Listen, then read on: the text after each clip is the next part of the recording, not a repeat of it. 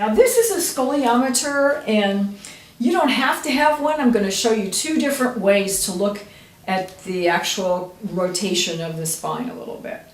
And so this is used in school screening. It is a validated and reliable instrument, so it is a good thing to have around. Somebody asked me, well, why should I use this as a movement educator? Why should I have this or include this in my assessments? And well, the thing is that lots of times you discover different things about how the ribs are moving as you look at it. So obviously, if you're not in a school screening situation, it's not going to be used for that. Or you could use it for your client. If it gets to, it looks just like something with a little rolling ball that it will, if it goes to a tick of about maybe 7 degrees, then that's considered significant. And then you would refer that person into the medical system. Now, that would usually happen when somebody's like 10 or 12, but of course many times scoliosis is discovered later on in life, or it comes on later in life. So what we're going to do is, let's go and standardize Lorna's feet again. So she's going to bring them together just a little bit, and then she's going to bring her hands together like she's going to go into a swimming pool.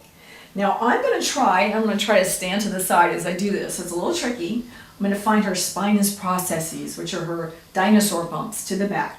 The first thing she's going to do is just tuck her head and then start to roll down slowly. So now I'm going to go down bit by bit, and then I'm going to ask her to stop.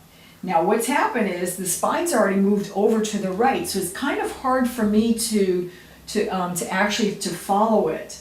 And now the tick is going a little bit deeper. Now, you okay with that, Lorna? Mm-hmm. Oh, thank you. Okay, now going down more. See, and normally I would be looking straight from the back, and then I'm going to ask her to stop. And now keep going.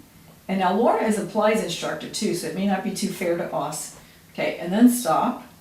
And then go down a little bit more. So I'm trying to follow the spinous processes. And then stop. So now it's gone the other way. And I'm trying to keep this in contact with the sides of her body. And go down a little bit more for me, and then stop. So you see it's almost to the 5 tick, and go down a little bit more, and now it's gone way over. Okay, to the other side, and that's common, and go all the way down for me if you don't mind. Stretch your back. There she goes. See, so it gives me an idea of what's going on in her body, and now it would be in a significant range that I would refer her in, because this indicates it's in her lower, very lowest spine.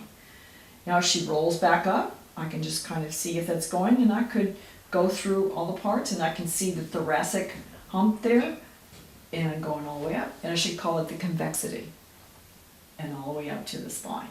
So you see, so then it just gives me one more idea of maybe how the spine or how the trunk would move, because that's what we are, movement educators.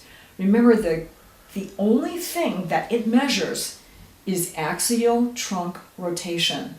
It doesn't measure anything else. It's only a correlation to the Cobb angle, which is the gold standard for how scoliosis is measured. But it gives us an idea of what's going on.